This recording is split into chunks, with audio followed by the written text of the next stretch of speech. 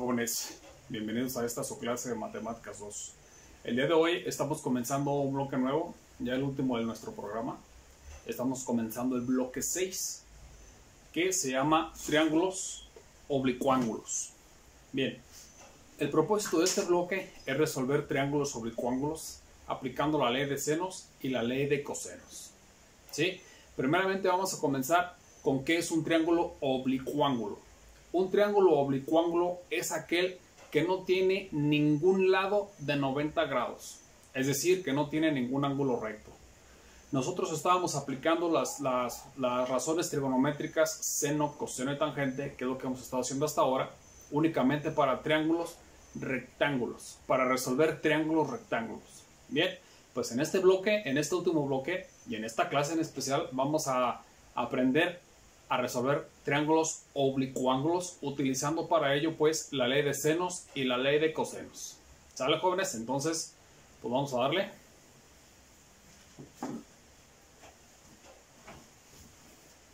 Bien, como tenemos aquí, vamos a comenzar bloque 6 que se llama triángulos oblicuángulos. Como les comentaba, un triángulo oblicuángulo es aquel triángulo que no tiene ningún ángulo recto. ¿Sale? No tiene ningún ángulo de 90 grados. En este caso, tenemos aquí un triángulo ABC. Estamos nombrando sus vértices, vértice A, vértice B y vértice C. Y en este bloque también vamos a nombrar los ángulos internos por el nombre del vértice. Es decir, este va a ser el ángulo A, este va a ser el ángulo B y este va a ser el ángulo C. Los lados y los vértices, acuérdense que tienen que ser opuestos. A con A, B con B y C con C. Los ángulos y vértices con mayúsculas y los lados con minúsculas.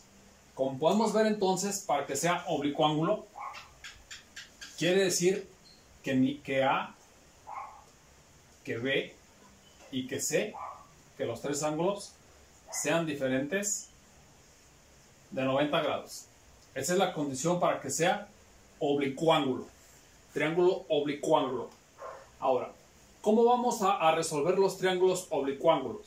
Y acuérdense que resolver un triángulo significa encontrar el valor de todo lo que le falte. Bien, para poder resolver los triángulos oblicuángulos vamos a hacer uso de la ley de senos y de la ley de cosenos. ¿Cuál es la ley de senos y cuál es la ley de cosenos? Bien, lo voy a explicar aquí. Primeramente, la ley de senos. La ley de senos nos indica la proporcionalidad existente entre un lado y un ángulo interno. Un lado y un ángulo interno. Un lado y un ángulo interno. Los lados y los ángulos opuestos son proporcionales. De tal manera que la ley de senos establece que el lado A es proporcional al seno del ángulo A. De igual manera que el lado B es proporcional al seno del ángulo B. Y de igual manera que el lado C es proporcional al ángulo C, al seno del ángulo C. Bien, esta sería nuestra ley de senos. Bien, la ley de senos nos sirve para encontrar, aplicando por pares como si fuera una regla de 3, nos sirve para encontrar mayormente lados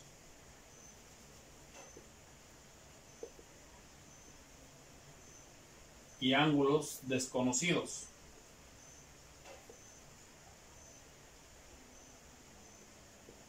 Aplicando siempre las proporciones existentes entre los lados y los ángulos. Ahorita en un segundo video vamos a ver ejemplos de aplicación de esta ley de senos. Bien, ahora la otra herramienta de la cual nosotros nos vamos a auxiliar para encontrar los lados o los ángulos, pues es la ley de cosenos.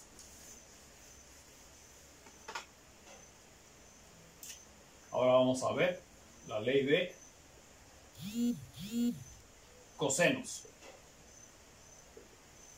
La ley de cosenos establece que el cuadrado de un lado es igual a la suma del cuadrado de los otros dos lados menos el doble del producto entre ellos por el coseno del ángulo que forman.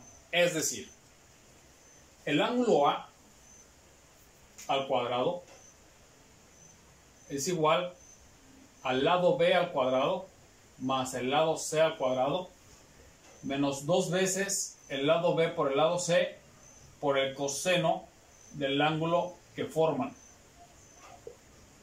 Este y este es el mismo, pero este es en minúscula porque es un lado y este es en mayúscula porque es un ángulo.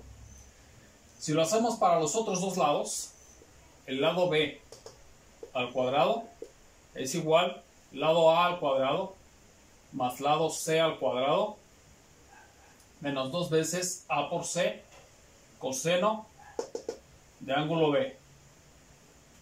¿Sí?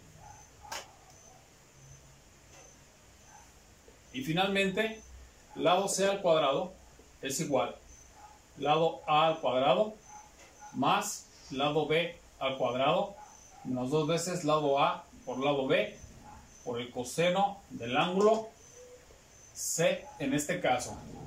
Y esto nos va a servir mayormente para calcular lados, aunque también en menor medida nos puede servir para calcular ángulos. Bien, entonces estas van a ser las dos herramientas importantes que nosotros vamos a aplicar para la solución de triángulos oblicuángulos. ¿Sale, jóvenes?